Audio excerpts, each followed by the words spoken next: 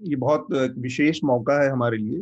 हम अम्बेडकर जयंती मना रहे हैं और साथ में न्यूज़ लॉन्ड्री हिंदी की वेबसाइट जो है अपनी फुल फ्लेजेड शुरू होने वाली है। तो ये दोनों मौके एक साथ हम इस मौके पर इस वेबिनार का आयोजन कर रहे हैं और हम अपने जो हमारे सब्सक्राइबर्स हैं उनको विशेष रूप से इस विशेष मौके पर धन्यवाद देना चाहते हैं। उनके समर्थन से, उनके सहयोग से हम इस मुकाम तक पहुँच पाए हैं।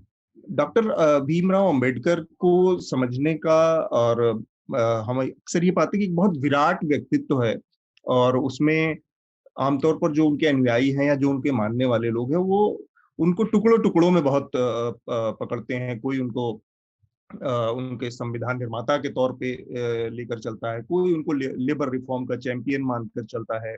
कुछ लोग उनको समाज सुधारक के रूप में मानते हैं, देख के चलते हैं, उनका वो रूप उनको बहुत पसंद आता है। कुछ लोगों के लिए वो एक एक बहुत आला दर्जे के बुद्धिजीवी हैं, पर असल में डॉक्टर अंबेडकर इन तमाम चीज़ों को मिलाकर बनते, मतलब कोई इकहरा व्यक्तित्व तो नहीं है, बहुत मल्टी लेयर्ड और बहुत ही एक कॉम्प्लेक्स किस्म का व्यक्तित्व भी है। जो चीज़ उनको महानता के स्तर तक ले जाती है, उसके ऊपर ले जाती है मेरे ख्याल से, वो है डॉक्टर अंबेडकर के व्यक्तित्व का वो पहलू, जो कि उनको हमेशा जो लोकप्रिय, जो प्रचलित जो लोक लुभावन नैरेटिव होता है, उसके इतर जो उनका स्टैंड होता है या उससे जो मुठभेड़ करने की जो एक एक उनकी एक शैली थी या उनके अंदर जो कुवत थी, वो चीज़ उनको एक अलग उस पे ले जाती है। मसलन हम देखें आज़ादी के समय जब पूर्ण स्वराज की बात कांग्रेस ने 1929 में की, तो 30 में उन्होंने डिप्रेस्ड क्लास कांग्रेस में सीधे-सीधे कहा कि नहीं, वो 1930 का उस सब कॉन्फ्रेंस में कि वो इसके समर्थक नहीं है, पूर्ण स्वराज नहीं चाहते, क्योंकि उनको लगता था कि इस तरह से अगर कोई सत्ता का हस्तांतरण होता है, तो उसमें दलितों के या जो समाज के और वंचित तबके हैं, उनका कोई हित नहीं पूरा होगा, बल्कि वो और ज़्यादा ऑप्रेस या उसमें चले जाएँगे। या फिर 42 का जो आंदोलन था, क्रांति थी बड़ी, उसका उन्होंने मुखर एक तरह से उससे अलग रहने का फैसला किया। उसी तरह से सेकेंड वर्ल्ड वॉर के टाइम पे उन्होंने ब्रिटिश एम्पायर का साथ देने का, उसके साथ खड़ा रहने का निर्णय किया। तो ये बताता है कि जो भी प्रचलित चीज़ें हैं या जो लोकप्रिय नैरेटिव है समय का, उससे किस तरह से अलग एक बड़ा व्यक्तित्व होने के नाते वो खड़ा हो सकते थे। और जो आज का माहौल है, जो क्लासिक कॉन्सेप्ट है नेशनलिज्म का, राष्ट्रवाद का, जो हमारी इस बहस का भी एक विषय है, उसमें अगर हम देखें तो बाबा साहेब भीमराव अम्बेडकर अ, एक उस खाँचे में खड़ा होते हैं जहाँ पर उनको ज़्यादा से ज़्यादा आज की उसमें देखा जाए तो देशद्रोही का तमगा देना आसान है, कि वो देशद्रोही थे या वो कम से कम जो हमारे आज़ादी का आंदोलन था उस कॉन्टेक्स्ट में भी देखें तो बाबा साहब अम्बेडकर को उतने बड़े उसमें फलक में नहीं देखना चाहिए, देखा जाएगा। आज का जो माहौल है या जो ध्रुवीकरण का पूरा एक एक एटमॉस्फेयर है, उस स्थिति को ध्यान में देखते हुए हम पाते हैं कि जो उनका रेडिकल अप्रोच था चीज़ों को देखने का, वो बहुत महत्वपूर्ण हो जाता है और वो जो वैचारिकी उनकी सामने आती है, वो अम्बेडकर की जो पूरी वैचारिकी, वो इस तरह से सामने आती है कि उसके केंद्र में अल्टीमेटली दलित जो या वंचित जो तबके हैं, उनके उनके बेटरमेंट का, उनके बेहतरी का जो विचार था, वो सबके केंद्र में आता था, चाहे फिर वो उनकी पूरी पॉलिटी का जो मुख्य मुद्दा था। तो एक बड़ा रेडिकल अप्रोच था और जिस रेडिकल अप्रोच का आज हम अभाव देखते हैं, तो उसी से हम अपनी बात को शुरू करेंगे। लेकिन पहले मैं जो हमारे साथ 4 बहुत खास मेहमान हैं, उनकी उनका एक इंट्रोडक्शन करा दूँ। हमारे साथ प्रोफ़ेसर दिलीप मंडल हैं, जो कि अ, दलित मामलों के और जाति के मामलों के विशेष तौर पर अध्ययन किया है। इन्होंने मैनेजिंग एडिटर रहे हैं इंडिया टुडे का। स्वागत है सर आपका इस वेबिनार में। इसके अलावा बहुत-बहुत शुक्रिया। हमारे साथ बीना पल्लिकल जी हैं। बीना जी दलित आर्थिक अधिकार जो आंदोलन की महासचिव हैं और इसके अलावा महिलाओं के खासकर जो आर्थिक अधिकारों के ऊपर उनका विशेष काम है। तो national campaign on Dalit human rights से भी जुड़ी हैं। तो आपका भी स्वागत है बीना जी। और बिल्कुल। साथ में हमारे गीता भट्ट जी हैं, जो दिल्ली विश्वविद्यालय में प्रोफ़ेसर हैं। इसके अलावा एनसी वेब की वर्तमान में डायरेक्टर भी हैं। गीता जी आपका भी स्वागत है। और साथ में हमारे साथ राहुल वर्मा है। Rahul Verma centre for policy research में फेलो फेलो हैं और कैलिफोर्निया यूनिवर्सिटी में मेरे ख्याल से राजनीति विज्ञान में आप पीएचडी कर रहे हैं।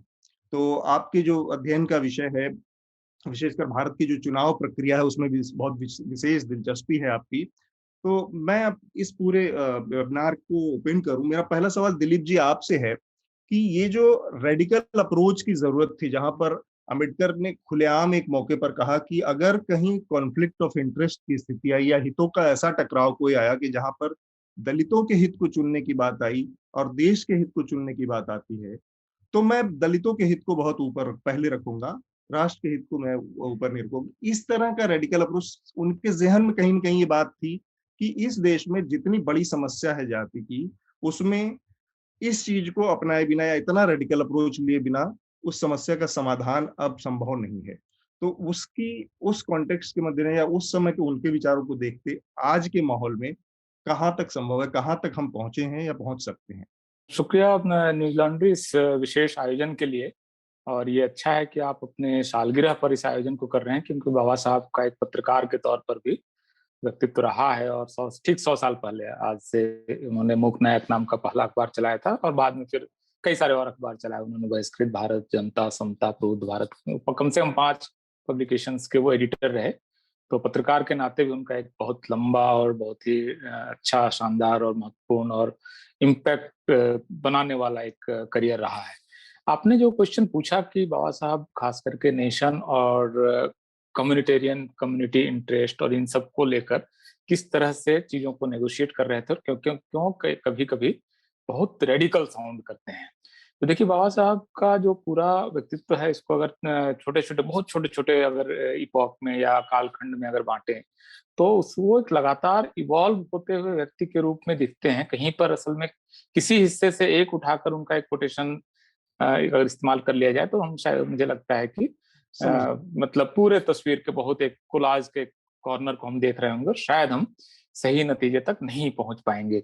तो जिस तरह से, मतलब एक तरह से एकेडमिशियन बाबा साहब, या उससे पहले एक तकलीफ में भरा हुआ दलित बच्चे का जो उन्होंने वेटिंग फॉर वीजा में अपनी जीवनी में लिखा भी है, अपना जीवन वो किस तरह से इवॉल्व होते हैं, और फिर एकेडमिशियन के तौर पर सोशियोलॉजी से लेकर फिर पॉलिटिकल साइंस और फिर इकोनॉमिक्स एंड लॉ, पूरी ट्रेजेक्ट्री है, बहुत लंबी और बहुत वाइड, ऑलमोस्ट सोशल साइंसेज में 360 डिग्री उनका एक तरह से एक्सपीरियंस आप उनका देखेंगे। वो कहीं कहीं कई बार वो फिलोसफी में वो डुबकी लगाते हैं, वहां से कुछ निकाल कर लाते हैं, और फिर आप देखिए उनकी राइटिंग में जिस तरह से वेस्टर्न फिलोसफर्स से लेकर बुद्धिस्ट आइडियाज तक का वो एक एमलगमेशन आपको उसमें दिखेगा।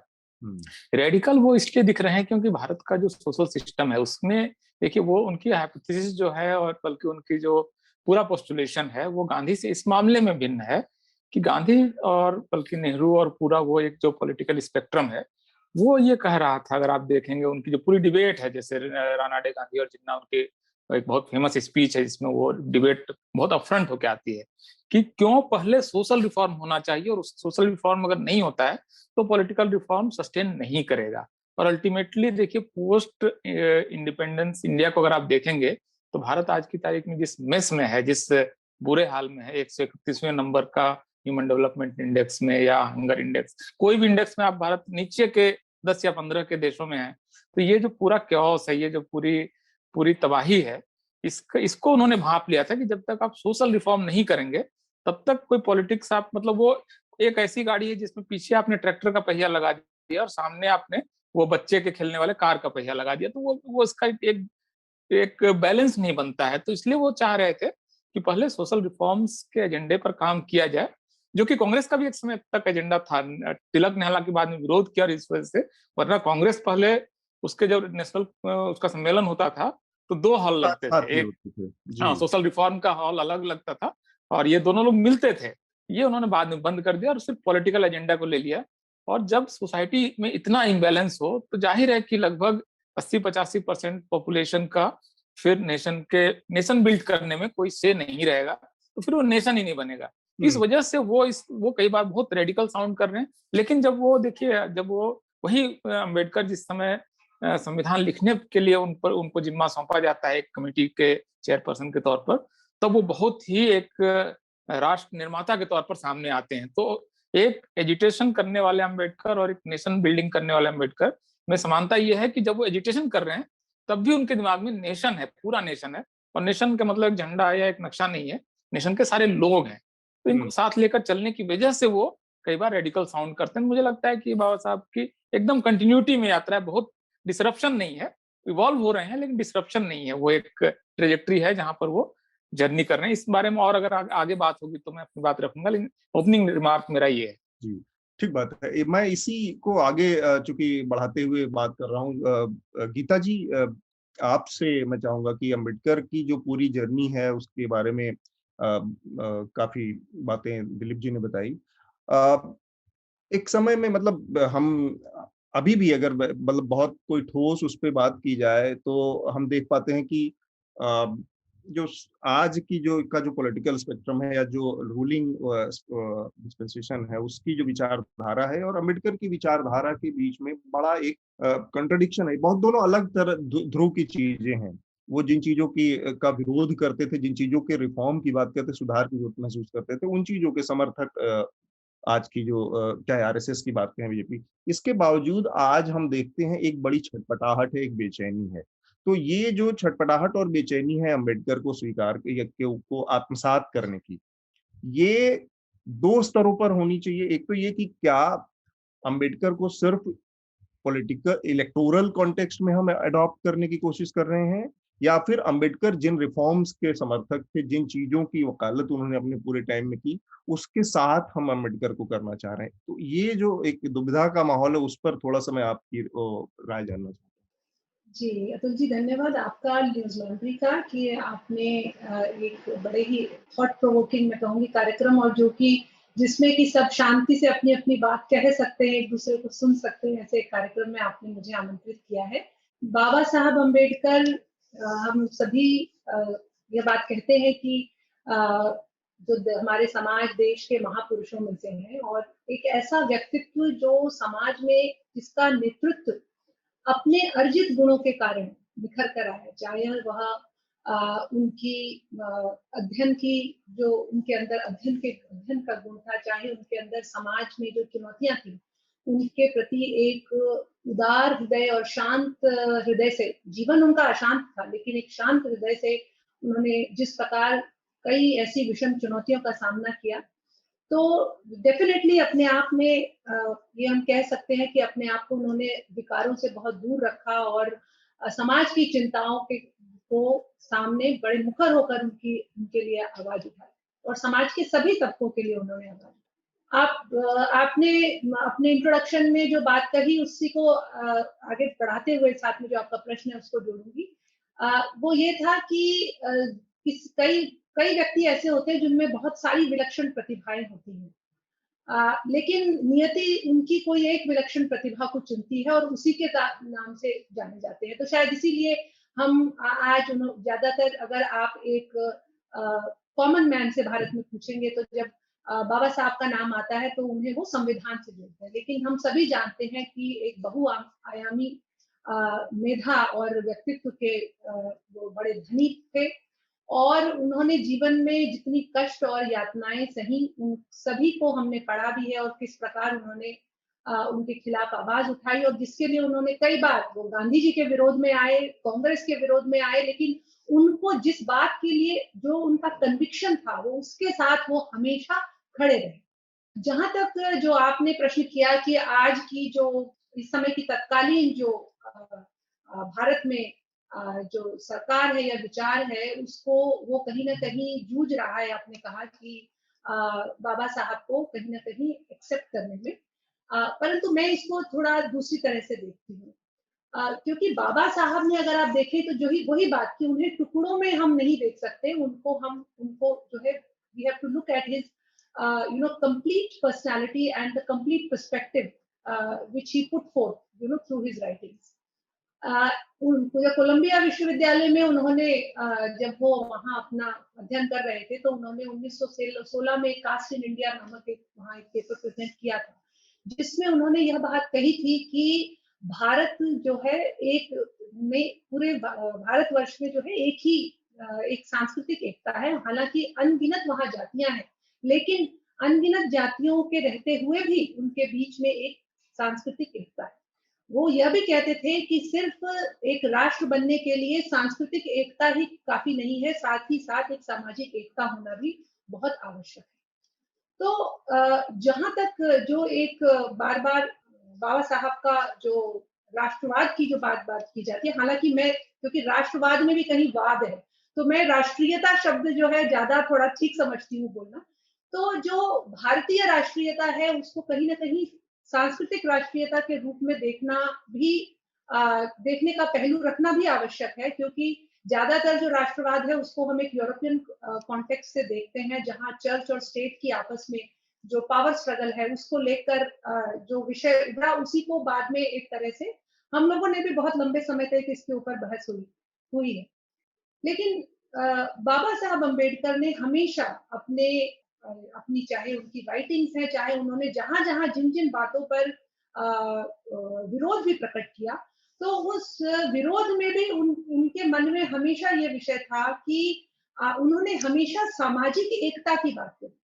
उन्होंने कभी ये नहीं कहा कि, चाहे हम बार बार कहते हैं कि उन्होंने जो है अनुसूचित जाति, आज हम जो संवैधानिक टर्म शेड्यूल कास्ट जिसका प्रयोग करते हैं, उनके लिए अपनी आवाज उठाई। लेकिन अगर आप देखें तो उन्होंने जिस प्रकार से अपने जीवन में उन्होंने जितने कष्ट सहे, एक व्यक्ति जो बहुत ही उदार हृदय का होता है, वही इतने कष्ट सहने के बाद भी, जिसने जीवन में कोई कुंठा नहीं, उन्होंने फिर भी देश के और समाज के हित में ही अपनी बातों को, उन्होंने जब भी अपनी बात करी, अपना विरोध प्रकट किया, उन्होंने हमेशा समाज हित और देश हित को आगे रखा। और उन्होंने ये भी कहा कि जो खास करके कांग्रेस के लिए, क्योंकि कई बार उन्होंने कांग्रेस को के प्रति अपना जो विरोध दर्ज किया, उसमें यह भी कहा कि जो राजनीतिक फायदों के लिए मैं जो है कभी जो है अपनी बात को जो है उससे पलटूंगा नहीं।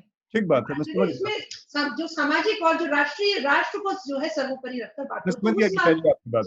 असल में इसमें जो हमारे जो विषय है सामाजिक बराबरी का जो प्रश्न है, उस पर उस तरफ मैं इस बातचीत को ले जाना चाह रहा था। और बीना जी भी हैं, पहले मैं अपने रिमार्क बीना जी से और राहुल से भी ले लेता हूँ इसके बाद। गीता जी ने जिक्र किया 2016 के कोलंबिया यूनिवर्सिटी के उनके शोध पत्र का, और वो बड़ी दिलचस्प चीज है जहां पर वो कहते हैं सीधे सीधे बाबा साहब की, वो जिस सांस्कृतिक एकता की बात करते हैं और सामाजिक एकता की बात करते हैं, वो बहुत महत्वपूर्ण बात है। और वहीं पे कहीं ना कहीं उसके सूत्र छिपे हैं कि हिंदुस्तान समाज को वो कहते हैं कि कभी भी नेशन स्टेट का जो अवधारणा है वो ये हिंदू समाज या भारत नहीं हो सकता। नेशन स्टेट बनने की स्थिति इसकी नहीं है, क्योंकि इसमें अनगिनत फॉल्ट लाइन्स जातियों के रूप में मौजूद है। इसलिए सामाजिक बराबरी का जो प्रश्न है वो आज भी जस का तस है। तो मैं वही वहां से बात को शुरू करना चाहता बीना जी। ये जो अंबेडकर का वो प्रश्न था आज भी अनसॉल्व है पूरी तरह से, एक बहुत प्रोग्रेसिव संविधान देने के बावजूद ऐसी स्थिति क्यों है हमारे सामने? मैं इसका थोड़ा सा इस पर हमें बात करनी चाहिए। बहुत धन्यवाद, शुक्रगुजार हूँ मैं न्यूज लॉन्ड्री की। आई थिंक काफी कुछ दिलीप जी ने और गीता जी ने ऑलरेडी कहा है कि without social democracy we can't really achieve anything. आज भी हम लोग इस देश में जी रहे हैं जहाँ पे जातिवाद इतना, I think it's so ingrained कि हमारे हर जो पहचान है, या शादी के लिए जब हम जाएंगे, या शिक्षा के लिए जब हम जाएंगे, या जो भी any field that you take, I am an activist, I am not an academic. तो मेरा जो स्टोरीज, मेरा जो experiences, it comes from the ground, जो हमारे कम्युनिटी और समुदाय के साथ जो एक्टिविज्म के दौर से क्या क्या पहचान आ रहे हैं इस मामले पे कि Ambedkar, the dream of Ambedkar of a nation state has not been achieved. इतना अच्छा कॉन्स्टिट्यूशन दिया है, इतने सारे अच्छे लॉज दिया है। I think India is one of the countries जहाँ पे, द ओनली कंट्री जहाँ पे आफ्टर आई थिंक ब्राजील है, जो एक कंट्री जहाँ पे there is a targeted budget, जो बजट का एक कंपोनेंट है सिर्फ अनुसूचित जनजाति जातियों के लिए, जो अंबेडकर जी ने पहले कहा था इन हिज पूना कॉन्फ्रेंस। उसके बाद ये इकोनॉमिक रिफॉर्म के लिए हम क्या लेकर आ सकते हैं कम्युनिटीज के लिए, समुदाय के लिए। फिर भी आज भी हम लोग ये चर्चा कर रहे हैं कि आज भी जातिवाद है। जब तक जातिवाद जारी रहेंगे इस देश में, तब तक we will not be able to achieve the nation states that Baba Saheb ने कहा है या कॉन्स्टिट्यूशन में दिया गया है। आई थिंक दिलीप जी ने मेंशन किया है, कोई भी आप इंडिकेटर्स लीजिए, पॉवर्टी इंडिकेटर्स लीजिए, हंगर इंडेक्स लीजिए, शिक्षा की इंडेक्स लीजिए, हर इंडेक्स में जो लोएस्ट फीचर होता है वो दलित्स और आदिवासी है। तो हम क्या सोशल रिफॉर्म या क्या इकोनॉमिक रिफॉर्म की बात करेंगे जब हमारे लोग आज भी रोटी कपड़ा मकान के लिए एक संघर्ष जारी है ग्राउंड पे। आज भी we are only used as political political database, जहाँ पे जब इलेक्शंस आते हैं तो we are utilised as a number, फिर बाद में इट डजंट मैटर जो कॉन्स्टिट्यूशन या जो भी लीगल प्रोविजंस है, जो भी आज भी अगर हम अत्याचार की बात करेंगे तो 48,000 केसेस आज भी चल रहे। तो I think somewhere the contradictions of what Baba Saheb has actually committed in the constitution and the policies that he's laid down, कहीं ना कहीं हम लोग उस policies को भूल रहे कि आज इस देश में क्या माहौल क्रिएट किया है कि politically and socially we still do not have the strength that probably बाबा साहब का सपना था। राहुल को एक बार हम शामिल करते हैं और उसके बाद थोड़ा सा बातचीत को कन्वर्सेशनल उसमें ले जाएंगे। राहुल, जो सामाजिक बराबरी का प्रश्न है उससे जुड़ी बात में ये कहा जाता है कि जो शहरीकरण है वो कई मामलों में इसका विकल्प हो सकता है, वो इन चीजों को काउंटर कर सकता है और एक बड़ा शहरी जो समाज है उसमें जातियां एक समय आने पर अपने आप इर्रेलेवेंट हो जाएंगी। या जो आर्थिक जो पहलू है इसका, जो कि एक विचारधारा ये भी है कि आर्थिक रूप से अगर लोग सक्षम हो जाएं तो बहुत सारी समस्याओं का इलाज हो सकता है। पर 70 सालों की जो जर्नी है जिसमें अर्बनाइजेशन भी हुआ है, लेकिन वो समस्या कहीं वो जो सामाजिक बराबरी है, बराबरी मिलने वाली स्थिति होती है, वो हल हुई है। मिडिल क्लास भी बना है, लेकिन उस मिडिल क्लास एक कुछ एंटरप्रेन्योर्स भी निकले हैं दलित और शेड्यूल कास्ट सोसाइटी से।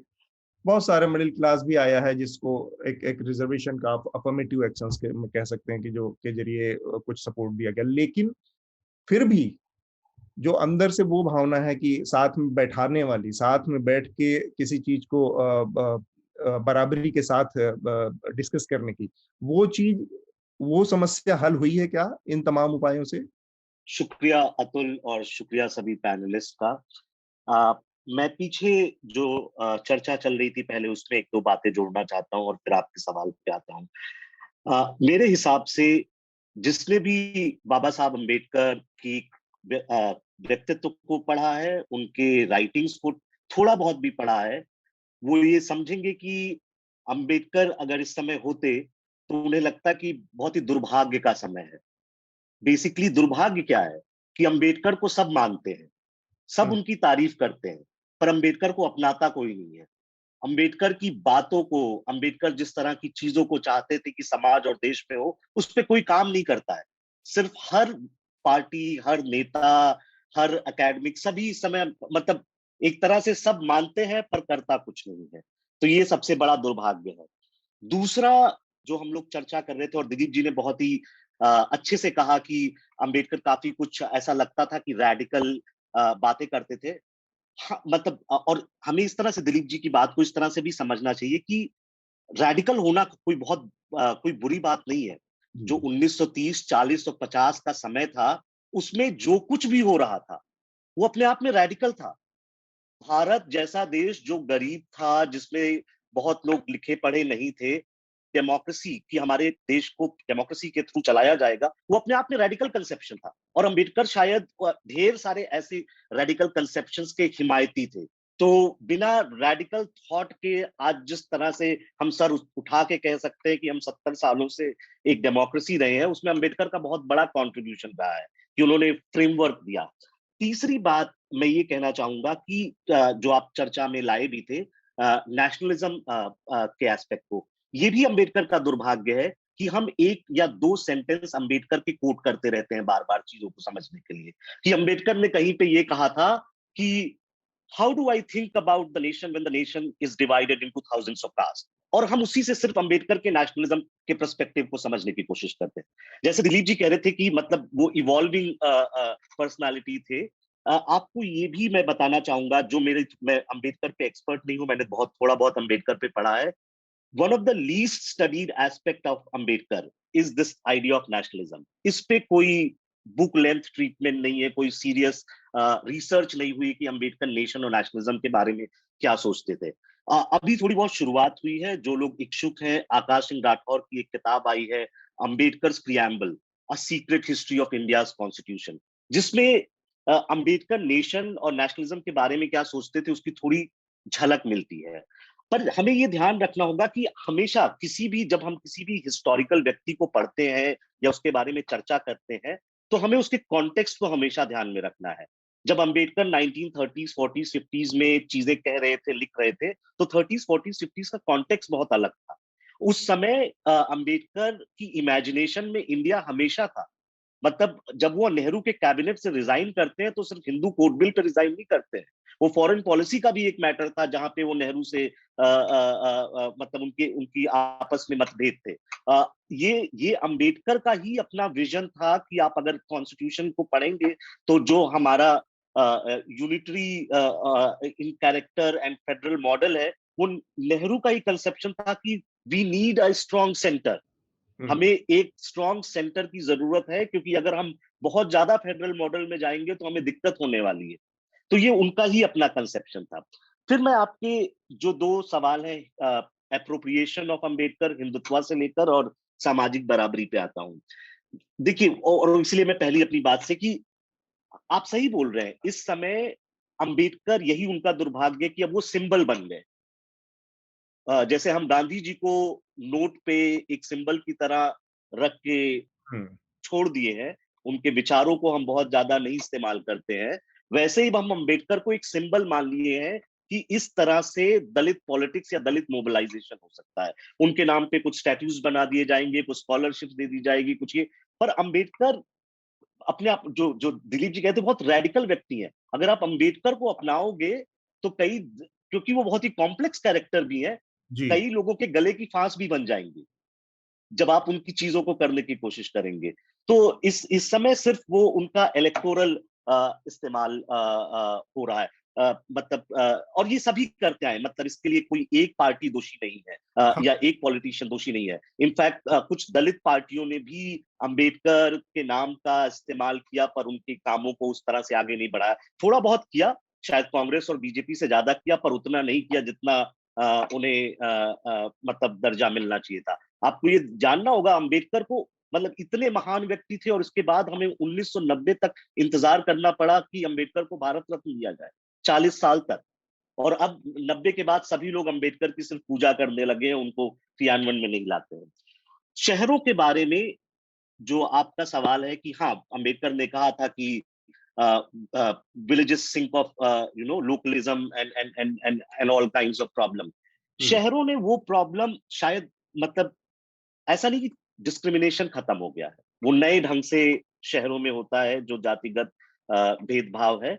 हाँ, गांव की तरह वायलेंट नहीं है, ठीक है, मतलब और कम वायलेंट है, और उसके कई कारण हो सकते हैं। आप गांव में आप एक दूसरे को जानते हैं, सबकी जाति पहचानते, सब कुछ होता है। शहरों में आप तुरंत एक दूसरे को जाति के आधार पे बांट नहीं सकते। फिर भी हम शहरों में क्या देखते हैं, दलित बस्ती है, ऐसी बस्ती है, वैसी बस्ती है।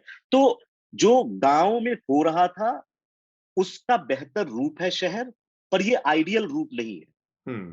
सही बात है, दलित एंटरप्रेन्योर्स आए, दलित मिडिल क्लास आया, अफर्मेटिव एक्शन का फायदा हुआ, पर 70 सालों में उस जो नतीजा है वो ऐसे ही है कि ऊंट के मुंह में जीरा बराबर टाइप में। मतलब हाँ, थोड़ी बहुत प्रगति और उन्नति हुई है, पर क्या हमने इतनी ही प्रगति और उन्नति के बारे में सोचा था कि 70 साल में हम सिर्फ इतना अचीव कर पाएंगे कि एक छोटा सा दलित मिडिल क्लास होगा और कुछ दलित एंटरप्रेन्योर्स होंगे और उस पर हम चर्चा करते रहेंगे? मतलब तो मेरे हिसाब से हाँ, शहरों में अपॉर्चुनिटीज बढ़ी है, लोगों को काम मिल रहा है और थोड़ा इंटीग्रेशन हो रहा है, पर जो रफ्तार होनी चाहिए थी, जो हमने सोचा था कि 1950 में जब देश आजाद होगा तो सामाजिक समरसता बढ़ेगी, उन सब मामलों में हम बहुत पीछे रह गए। शहरों से का जिक्र आया तो मैं उसका जिक्र, शहरों ने डिस्क्रिमिनेशन के दूसरे फॉर्म भी इजाद किए हैं। मसलन आप देखिए कि शहरों में आकर जिस बराबरी की उम्मीद की जा सकती थी वो किसके जरिए की जा सकती थी, कि हम अच्छी पढ़ाई पा सकें, शहरों में अच्छी शिक्षा मिल जाए और अच्छा हमें हेल्थ का मिल जाए।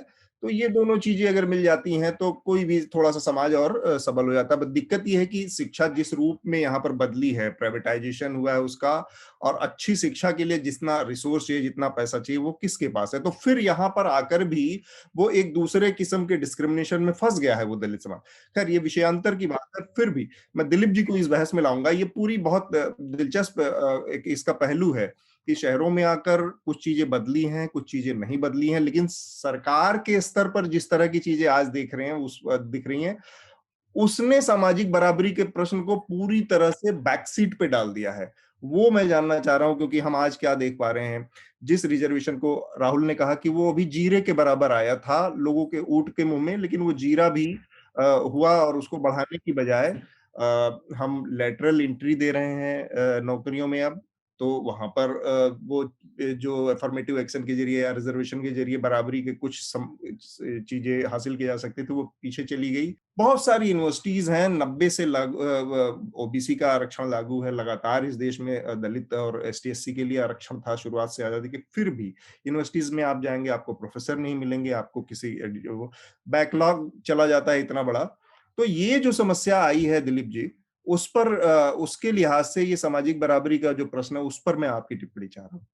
मुझे लगता है कि बातचीत बहुत दिलचस्प जगह पर पहुंची है। मुझे लगता है कि शहरीकरण को लेकर एक जो बाबा साहब का एक मोह था, और वो बहुत वाजिब था कि जो फ्यूडल स्ट्रक्चर्स हैं वहां पर कास्ट के जो गेटोज हैं वहां से अगर नहीं निकलता है समाज तो समस्या आएगी। और ये एक बहुत लीनियर किस्म का, बहुत अच्छी भावना से दिया हुआ आइडिया है। और एक किसी भी हद तक गांव के से अगर दलित बाहर निकलता है तो निश्चित रूप से उसके जीवन में बेहतरी की संभावना बहुत ज्यादा होती है।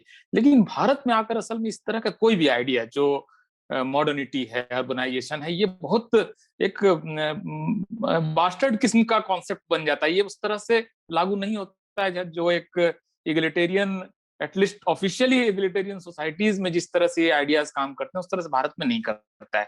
अभी जैसे एक स्टडी आई है भारत में अर्बनाइजेशन और किस तरह से जो कास्ट गेटोज हैं, इस पर 2011 का जो सेंसस है, इसमें चूंकि छोटे ब्लॉक्स के आधार का डाटा आया है पहली बार, और शेड्यूल कास्ट और शेड्यूल ट्राइब अगर, क्योंकि उसमें चूंकि अलग से एनिमरेट होता है। ये स्टडी मेरे ख्याल से अभी बेंगलोर आईआईएम में स्कॉलर हैं नवीन भारती अंदलीर रहमान, और बहुत मैं सॉरी हूँ तीसरा नाम मेरे ध्यान में नहीं आ रहा है, तो उन्होंने बताया कि इंडिया के जो अर्बन सेंटर्स हैं वो भी कास्ट के लेवल पर उसी तरह से बटे हुए हैं। खास करके अब जैसे उन्होंने कलकत्ता का स्टडी किया तो उन्होंने बताया कि 60% लोकेलिटीज ऐसी हैं जहां कोई दलित नहीं है।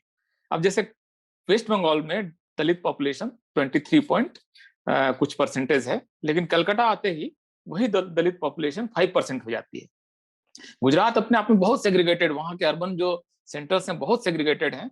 दलितों की बस्तियां अलग हैं, पटेलों की बस्तियां अलग हैं, ब्राह्मणों की बस्तियां अलग हैं। इवन बंबई में आपको कम से कम जो पहली अर्बन सोसाइटी बनी थी वो सारस्वत ब्राह्मणों की बनी थी। जो अब अर्बनाइजेशन भारत में आकर क्या बन जाता है आप देख सकते हैं। दिल्ली में आपको मिथिला अपार्टमेंट और वो मतलब वो सारे वो कास्ट के बेसिस पर। तो भारत में मॉडर्निटी उस तरह की नहीं है जो कि हम वेस्टर्न कॉन्सेप्ट में समझते हैं। तो कास्ट असल में आपको हर जगह कहीं ना कहीं आपको कन्फ्रंट कर रहा है। आप किसी भी रास्ते पे जाइए आपको कहीं ना कहीं कास्ट आपको रोकता है इस प्रगति को। एक अच्छे समाज जिसको कहते हैं, मतलब आप एक बहुत जेनरिक टर्म में यूज कर रहा हूँ, तो एक डेमोक्रेटिक अच्छी सोसाइटी बनने के लिए जहां भी आप जाएंगे वहां पर ये बाधा खड़ी करता है। अब बाबा साहब इस सवाल को क्यों कन्फ्रंट कर रहे थे? क्या वो एक सिंपल एंटी कास्ट एक्टिविस्ट की तरह इसको देख रहे थे, या वो सोसाइटी की प्रगति के लिए इस बात को जरूरी मान रहे थे कि कास्ट को कन्फ्रंट करके अभी इसको आप मिटिगेट करें, कोई सॉल्यूशन निकालें? जैसे कॉन्स्टिट्यूएंट असेंबली में उनका जो लास्ट स्पीच है, जो कॉन्स्टिट्यूएंट असेंबली के जब काम खत्म हो रहा था, लास्ट स्पीच उनको देने के लिए कहा गया, जब राजेंद्र प्रसाद ने कहा, तो उन्होंने जब स्पीच दिया तो उसमें कहा कि हमको ये प्रॉब्लम आएगी नए भारत में, हमें कास्ट की प्रॉब्लम, सोशल इनइक्वालिटी और इकोनॉमिक इनइक्वालिटी, ये दोनों बड़े प्रॉब्लम के तौर पर आएगी, और अगर हमने इसको रिजॉल्व नहीं किया तो हम इंडियन डेमोक्रेसी को नहीं बचा पाएंगे। और एक बात हमें नहीं भूलनी चाहिए कि बाबा साहब जब कैबिनेट से इस्तीफा दे रहे हैं तो वो बहुत सारे सवालों को उठा रहे हैं। वो हिंदू कोड बिल प्राइम उनका आइडिया था जिस पर वो छोड़ रहे थे, लेकिन ओबीसी जो के लिए जो आर्टिकल 340 है उस पर जो नेहरू कैबिनेट आगे नहीं बढ़ती है, विदेश नीति का प्रश्न, ये सारे सवाल उन्होंने अपने रेजिग्नेशन लेटर में लिखे हैं। और बाबा साहब अल्टीमेटली एक निराश व्यक्ति के तौर पर उनकी मृत्यु हुई है। वो भारतीय इंडियन स्टेट से खुश और बहुत फलता फूलता देखता वो नहीं गए हैं।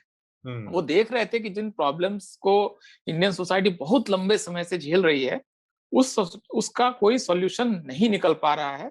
एक तरह से आप जोगिंद्रनाथ मंडल पाकिस्तान से लॉ मिनिस्टर से वो हटते हैं और भारत के लॉ मिनिस्टर से बाबा साहब हटते हैं, तो दोनों फेल्ड नेशन की तरह उनके सामने आते हैं। वो निराश व्यक्ति हैं, जहां पर वो फिर अपने धर्म में अपने का वो धर्म परिवर्तन का रास्ता चुनते हैं, बहुत सारी और चीजें करने की कोशिश करते हैं। पॉलिटिकली वो फेलियर हैं। लास्ट दिनों में वो लोहिया के साथ अलायंसेस की कोशिश करते हैं। कम से कम 5 चिट्ठियां दोनों के बीच आती हैं कि किस तरह से सोशलिस्ट और ओप्रेस्ड क्लास फेडरेशन और ये सब मिलकर आरपीआई मिलकर कुछ कर सकते हैं क्या। तो ये असल में बाबा साहब के सपनों को इस देश ने असफल किया है। बाबा साहब इसको अलर्ट कर रहे हैं कि देखो ये प्रॉब्लम आएगी, अगर तुम सबको साथ नहीं लेके चलोगे तो नेशन नहीं बना पाओगे। बाबा साहब का नेशन का डेफिनेशन अर्नस्ट रेनन की जो डेफिनेशन है फ्रेंच फिलोसफर, वहां से आती है। और कहते हैं कि नेशन जो है वो नस्ल नहीं है, लैंग्वेज नहीं है, वो आपके एक ज्योग्राफिकल लोकेशन नहीं है, ये सारी चीजें या कॉमन इंटरेस्ट नेशन नहीं बनाते। 5 चीजें जो है वो नेशन नहीं बनाते, जिसको बहुत सारे लोग नेशन मानते हैं कि रिलीजन से नेशन बनता है, लैंग्वेज से बनता है। उनका कहते हैं नहीं, इन 5 चीजों से नेशन नहीं बन सकता है। जब तक आप में साथ अच्छा मिलकर कुछ फ्यूचर में अतीत में किया है ये भावना और आगे चलकर कुछ अच्छा करना है ये भावना ना हो, तब तक आप नेशन नहीं बना सकते। तो नेशन की उनकी डेफिनेशन उन्होंने बहुत क्लियर तौर पर थॉट्स इन पाकिस्तान जो बुक है उसमें आप नेशन पर सबसे ज्यादा उन्होंने उस बुक में उन्होंने लिखा है। और वो साहब कह रहे हैं कि सबको साथ लेकर नेशन मेकिंग में सबको हिस्सेदार बनाना, ये प्रोजेक्ट बाबा साहब का फेल है। और ये और ज्यादा फेल इससे बीजेपी कर रही है। तो ये प्रॉब्लम आ रही है। इससे बाबा साहब का फोटो लगाना और उस पर अगरबत्ती चलाना इज मतलब मोस्ट इजीएस्ट, मतलब सबसे इजी काम है करना। ये कर रहे हैं ये लोग, तीर्थ बना रहे हैं, लेकिन असल बाबा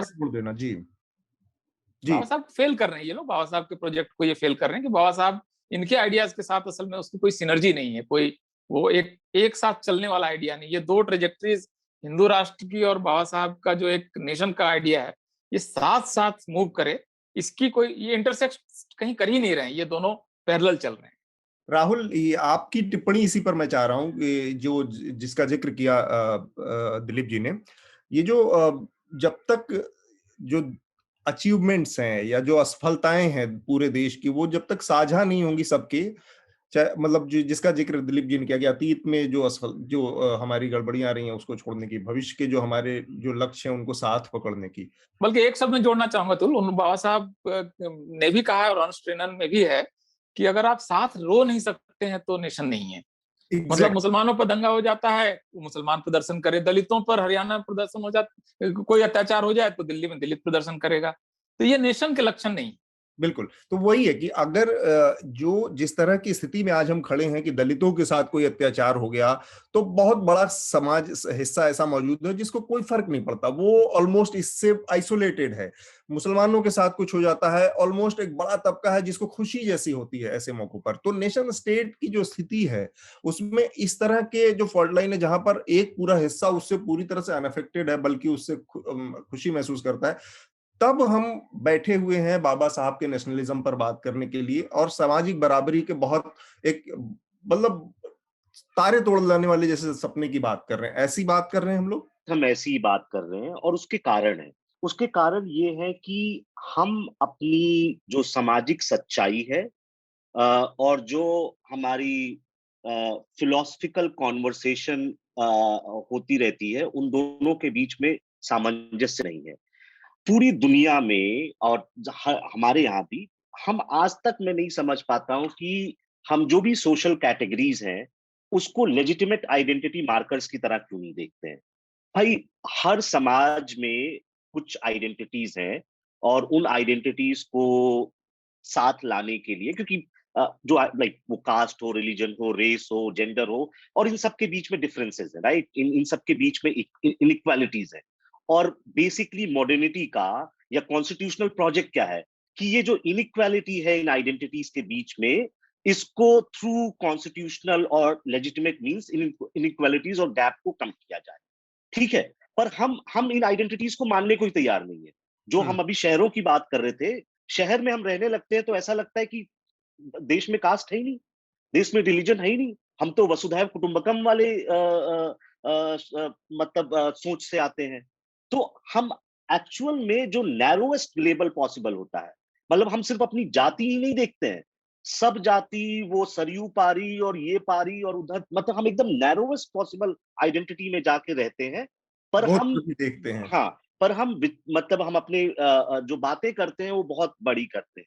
और प्रोजेक्ट क्यों फेल हो रहा है, जो दिलीप जी बात कर रहे थे, आई थिंक हमने दो दो दो दो मिस्टेक्स करी, मतलब कई और करी, पर मैं दो मानता हूं। एक तो पहला जो ये हमारा गैप है रियलिटी को, स्पेशली जिनके हाथों में पावर रही, मैं उसे किसी कास्ट से नहीं जोड़ना चाहता, पर पिछले 50 सालों में, या लिबरल्स हो गए, जो भी आप नाम देना चाहें, जो यूनिवर्सिटीज में थे, जो आईएएस बने, जो पॉलिटिशियन बने, हमने इस पे मतलब क्या कहते हैं, सच्चे मन से चर्चा नहीं करी कि प्रॉब्लम कहाँ पे है।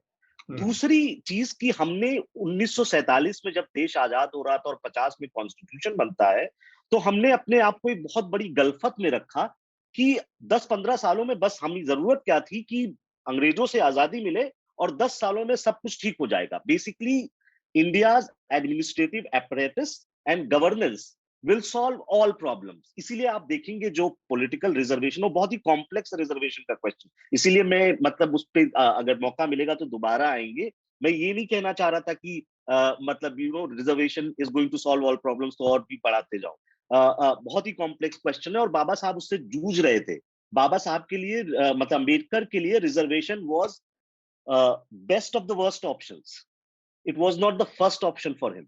तो हमने ये सोचा, इसलिए पॉलिटिकल रिजर्वेशन अगर आप देखेंगे तो सिर्फ ये कहा गया कि 10 सालों के लिए रहेगा, क्योंकि हमने ऐसी धारणा पाली कि 10 साल में सारी चीजें ठीक होनी शुरू हो जाएंगी, कास्ट खत्म हो जाएगा, मॉडर्निटी आ जाएगी, रिलीजन खत्म हो जाएगा और सब हम अर्बनाइजेशन होगा। Basically the promise of modernity हमारी जितनी भी, चाहे वो अर्बनाइजेशन हो, चाहे इंडिपेंडेंस हो, चाहे एडमिनिस्ट्रेटिव और गवर्नेंस अपरेटस हो, हमने उस पर अपने आप को फेल करा। और फेल इसलिए हुए क्योंकि हमने रियलिटी और हम किन चीजों में मानते हैं उसको कभी समझने की कोशिश नहीं करी, उस पर सार्थक चर्चा नहीं करी। ठीक बात है। बीना जी से मैं इस मौके पर जानना चाहूंगा। बीना जी, इसका बहुत बड़ा पहलू है आर्थिक बराबरी का। आर्थिक नजरिए से इस समस्या को देखा जाएगा, को हल करने की कोशिश की जाए, तो आपका कहीं ना कहीं ये मानना है कि अगर आर्थिक नजरिए से, आर्थिक अधिकारों के लिहाज से इस समस्या को देखा जाए तो शायद एक बात बन सकती है। मैं जानना चाहूंगा वो विचार क्या है, किस तरह से आर्थिक तरीका इस मामले को, या सामाजिक बराबरी की जो ऊंच नीच है, जो गैप लगातार बढ़ता जा रहा है, उसको कैसे सॉल्व कर सकता है?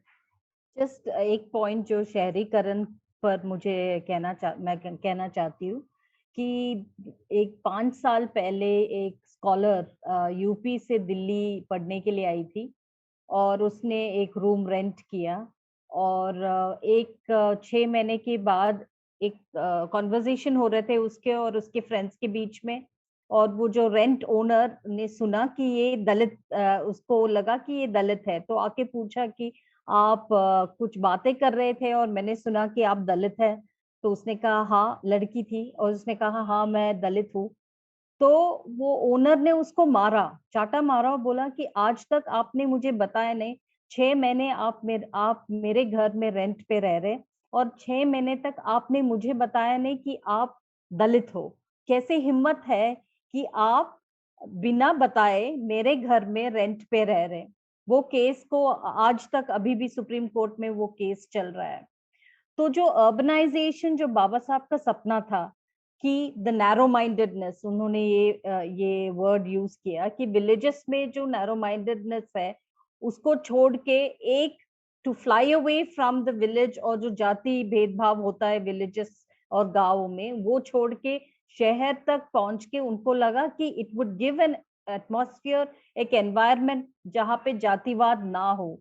लेकिन जैसे दिलीप जी ने ऑलरेडी कहा है कि it is a total failure, कि जो उनका सपना था शायद वो हम we are responsible for it, क्योंकि हम लोग शहरों में रहते हैं, हम लोग एजुकेशन इंस्टीट्यूशन स्पेसेस खोले हैं जहाँ पे जातिवाद आज भी शहर में हो रहे हैं। कितने सुसाइड्स हुआ है, if you look at the trajectory of कितने स्टूडेंट्स शहरों में पढ़ने के लिए, वेदर इट्स HCU इन हैदराबाद या दिल्ली और IITs IIMs, जहाँ पे सुसाइड्स आज भी हो रहे हैं, बिकॉज ये जो स्पेस एक समानता के स्पेस होना चाहिए था, it has become a space of जातिवाद और भेदभाव होता आ रहा है।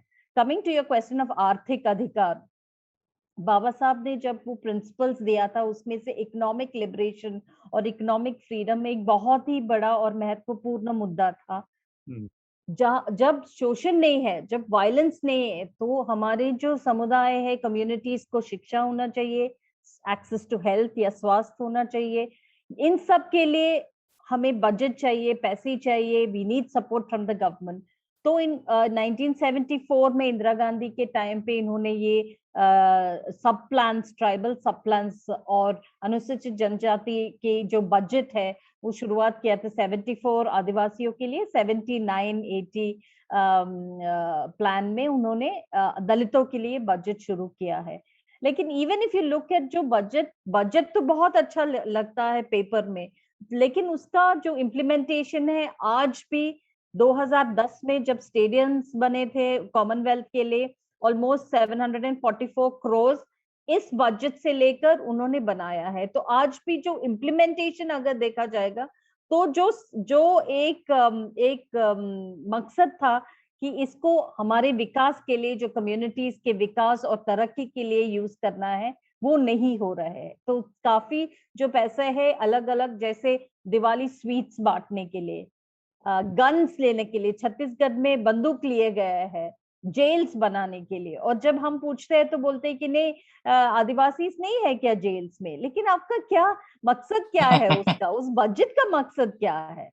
क्या छत्तीसगढ़ में स्विमिंग पूल्स में हमारे जो दलित और आदिवासी बच्चों के लिए एंट्री भी नहीं है, लेकिन हमारे ही बजट से ये सब बन रहा है। तो सवाल ये उठता है कि आप किस सोच से ये बना रहे हैं। और बस एक चीज करके आई विल स्टॉप है, एक केस स्टडी किया था हम लोग, आई थिंक बिहार में था, जहाँ पे रोड बना था TSP मनी, जो आदिवासियों और के पैसे से बनाया गया था। उन्होंने रोड बनना था हाईवे से लेकर जो गांव तक जोड़ने के लिए रोड बना था। गांव से 1 किलोमीटर पहले ही रोड बंद किया, क्योंकि जो इंजीनियर था उसको ये नहीं चाहिए था कि रोड गांव तक पहुंचना है। और वाकई में उन्होंने कहा कि क्यों वहां तक जाना है, वो तो दलित और आदिवासी लोगों का बस्ती है, वहां तक रोड क्यों जाना है। जब ऐसी सोच है कि इस देश में ऐसे सोच है कि रोड बनने के लिए भी उनको अच्छा नहीं लगता कि बस्ती तक रोड जाना चाहिए, ऐसे सोच पे मुझे नहीं लगता है कि एक तरक्की या विकास। और ये सो कॉल्ड मेरिट से आए हुए लोग हैं जो यहाँ तक वो तो अलग डिस्कशन है, मेरिट का डिस्कशन, उसमें और एक पैनल डिस्कशन करेंगे हम। ठीक बात। गीता जी, ये तमाम चीजें आई, बहुत सारे हमारे श्रोता हैं, उनके दर्शक हैं, उनके सवाल भी हैं, समय का थोड़ा सा है, पर आखिरी टिप्पणी गीता जी आपसे मैं चाह रहा हूँ पहले, उसके बाद हम क्वेश्चन आंसर का शुरू करेंगे सेशन। हमारे जो भी दर्शक हैं उनसे मैं चाहूंगा कि जो भी उनके सवाल हो और जिससे सवाल हो उसको Q&A के बॉक्स में अपना लिखें। बहुत सारी बातें की आपने सुनी गीता जी, मैं उस आखिरी चीज पर आपकी एक टिप्पणी चाह रहा हूं कि जो दिलीप जी ने कहा कि असल में अंबेडकर को पूरी तरह से फेल करने की प्रक्रिया चली है लगातार 70 सालों में, और बीजेपी ने उस प्रक्रिया को बहुत एग्जैजरेट किया है। ऐसे में हमको एक मूर्ति चाहिए पूजा करने के लिए, और असल में उसका जो मकसद था, या असल में उससे जो मैं उसको अगर बहुत सीधे शब्दों में कहूं तो हम अंबेडकर के आध्यात्म को स्वीकार नहीं करना चाह रहे हैं, आध्यात्म को नहीं एक्सेप्ट कर रहे हैं। हम अंबेडकर के ऊपर कर्मकांड को केवल तवज्जो दे रहे हैं कि हम उनकी मूर्तियां लगा देंगे, घंटी जला देंगे। असल में उनका जो जिन जिन उद्देश्यों के लिए उनका सारा कामकाज है उस पर काम नहीं कर रहे हैं। तो जो ये बीजेपी का या संघ का जो हिंदू राष्ट्र का सपना है, वो अंबेडकर के, आप उनकी कॉन्स्टिट्यूशन के नजरिए से देखिए, उनकी लेखनी के नजरिए से, उनके जो बॉडी ऑफ वर्क है उसके नजरिए से देखिए, उस प्रोग्रेसिव बॉडी ऑफ वर्क से कैसे तालमेल खाता है। इसमें जो कॉन्ट्रडिक्शन इतने सारे दिखे, वो कैसे साथ चलेगा, इस पर मैं बहुत स्पेसिफिक आपकी बात जानना चाहता हूँ। तो जी देखिए, काफी सारी बातें रखी गई, दिलीप जी की बात भी मैंने भी सुनी। तो देखिए, पहले तो एक दो बातें जो मैं सुन रही थी, तो बार बार हम मॉडर्निटी को वेस्टर्न कॉन्सेप्ट से, मतलब एक उस नजरिए से देखने का प्रयास कर रहे हैं। और मैं समझती हूँ बाबा साहब का भी जो ये कहना था, उन्होंने, क्योंकि उन्होंने हमेशा अपने भारतीय समाज को हमेशा प्राथमिकता दी, और इसलिए जो हम अपनी हमारी जब हम आधुनिकता की बात करते हैं, तो हम उस आधुनिकता को हमको अपने भारतीय परिप्रेक्ष्य में देखने की आवश्यकता है।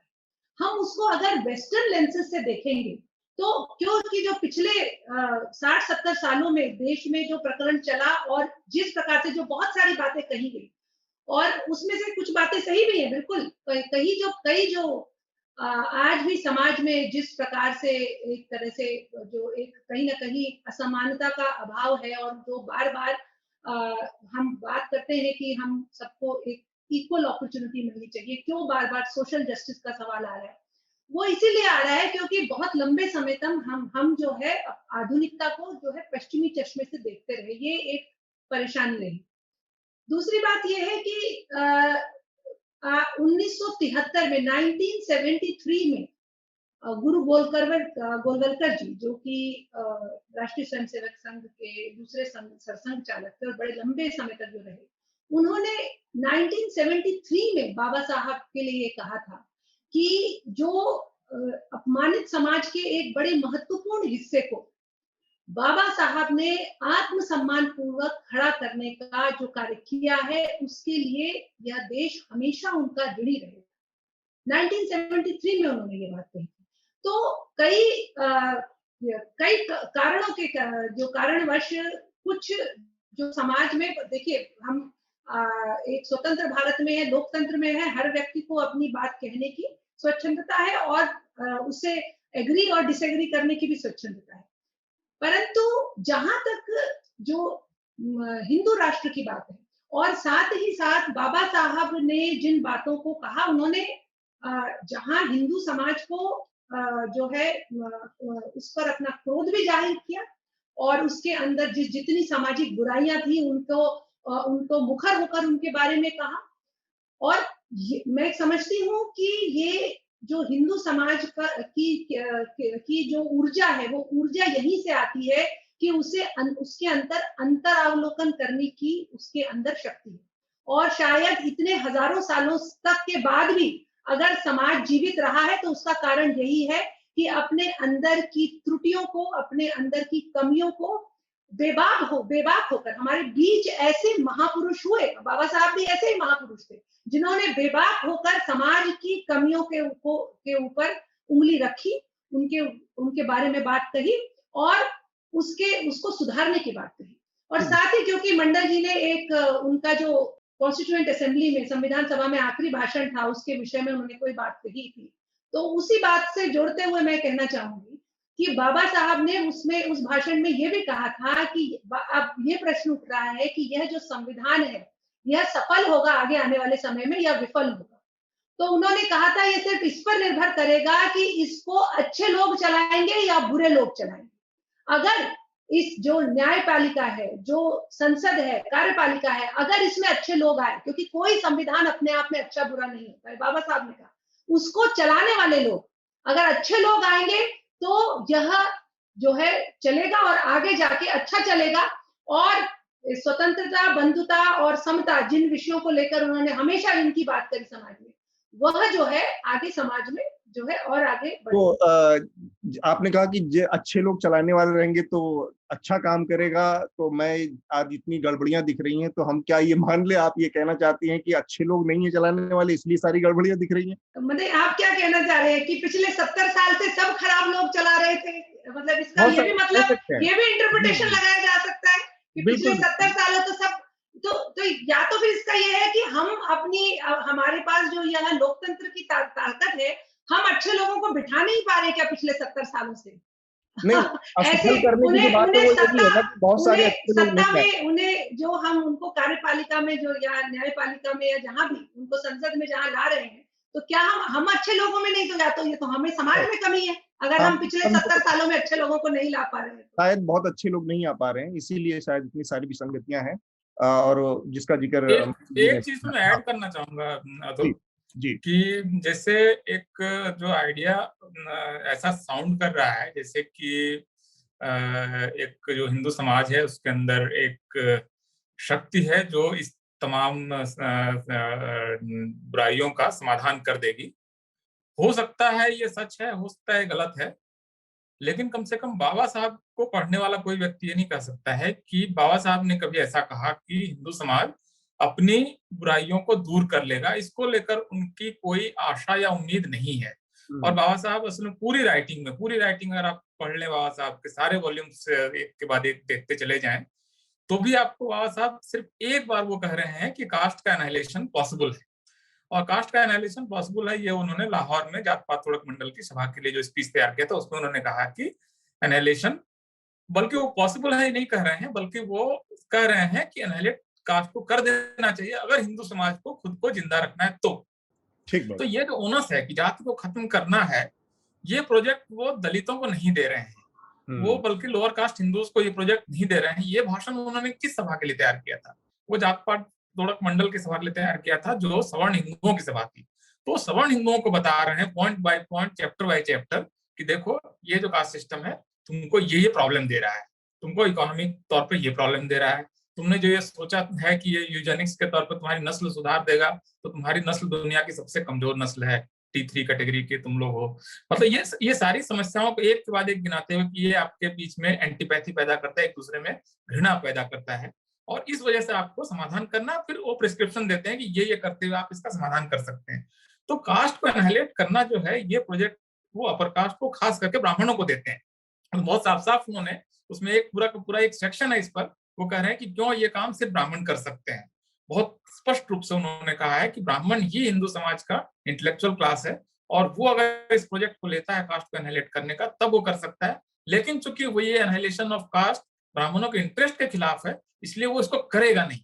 तो होपफुल नहीं है, होपफुल वो कहीं पर साउंड नहीं कर रहे हैं। पूरी राइटिंग में मुझे आज की तारीख में इतने विद्वान बैठे हुए हैं, वॉल्यूम्स उनके सामने रखा होगा, कहीं पर भी वो बताएं कि वो होपफुल है कि हिंदू समाज अपनी इन बुराइयों का समाधान कर देगा। इसका समाधान वो कहाँ देख रहे हैं? इसका समाधान वो कॉन्स्टिट्यूशनलिज्म में देख रहे हैं, मॉडर्न इंस्टीट्यूशंस में देख रहे हैं। और मॉडर्न इंस्टीट्यूशंस जब फेल हो रहे हैं, तब वो एक निराश व्यक्ति के तौर पर कैबिनेट से बाहर आ रहे हैं। तो ये एक प्रॉब्लम वाली सोसाइटी के तौर पर वो डायग्नोस कर रहे हैं। अगर उनको एक डॉक्टर की तरह देखें, तो इस समाज को वो एक लंबे समय तक बीमार व्यक्ति के तौर पर वो सिक वर्ड यूज करते हैं कि बीमार हो तुम लोग, तुमने अपने समाज का क्या हाल बना रखा है। तो ये लैंग्वेज उनकी, तो इसलिए बहुत की शानदार है, सब ठीक हो जाएगा। मतलब ये होपफुल होना अच्छी बात है, लेकिन होपफुल कम से कम ये ना कहें कि बाबा साहब ने ऐसा कहा है। और अगर बाबा साहब ने कहा है तो मैं उनका वॉल्यूम नंबर और पेज नंबर जानना चाहूंगा, कहां पर वो होपफुल है कि हिंदू समाज अपनी बुराइयों का समाधान कर लेगा। इसको लेकर होपफुल होना उनका, मुझे लगता है उनकी राइटिंग जितनी मैंने पढ़ी है, एटलीस्ट पूरी राइटिंग एक बार तो मैं इस बार से उस बार पढ़ चुका हूँ, मुझे नहीं लगता है कि वो कहीं पर भी होपफुल है कि हिंदू अपने कास्ट की प्रॉब्लम को सॉल्व कर लेंगे। और नहीं इसलिए कर पाएंगे क्योंकि उनका जो इंटेलेक्चुअल लीडर है ब्राह्मण, उसका इंटरेस्ट नहीं है इस सिस्टम को डिमोलिश करने में। बिल्कुल। गीता जी, बहुत संक्षेप में क्या आप कुछ कहना चाहेंगी? बहुत संक्षेप में, हमारे पास समय नहीं, हम सवाल लेंगे, 6 बज गए हैं। जी, मैं संक्षेप में ये कहना चाहूंगी कि जो शायद दिलीप जी ने मेरी बात को सुना नहीं ठीक से, मैंने ये नहीं कहा कि ये बाबा साहब ने कहा है।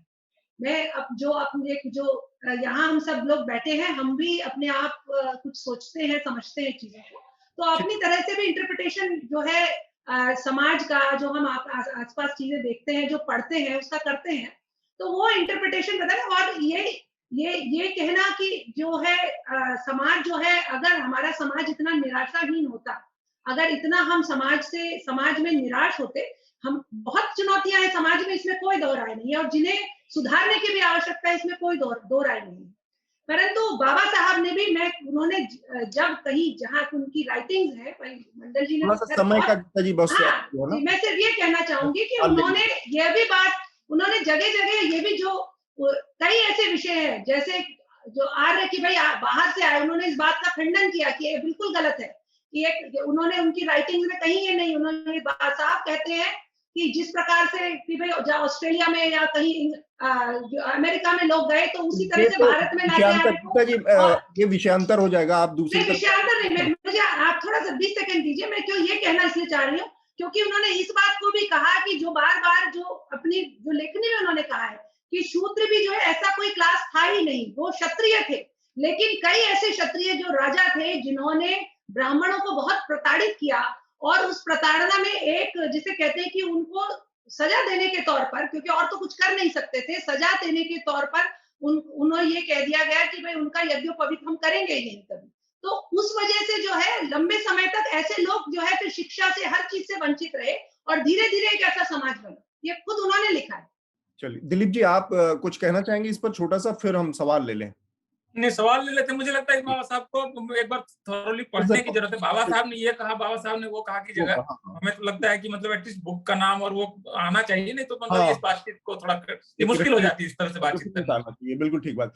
तो सारे सवाल तो हम नहीं ले पाएंगे, 2-4 सवाल हम ले लेते हैं। हिमांशु चौधरी और सुधीर यादव का सवाल है, अब एक ही जैसा है, करीब करीब मिलता। सबसे पहले कि एक जो उनका ये कहना है कि अपर क्लास जो है उसमें अभी भी अंबेडकर को लेकर एक बड़ा हीनता का भाव है, वो उनको उस तरह से नहीं देखते।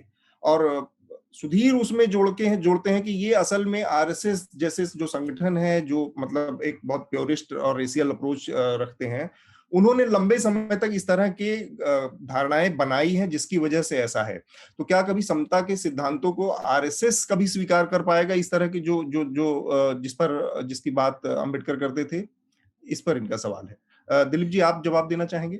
नहीं, पॉलिटिकल साइंटिस्ट हमारे साथ मौजूद हैं, मुझे लगता है राहुल अगर इसका जवाब दें तो उचित होगा।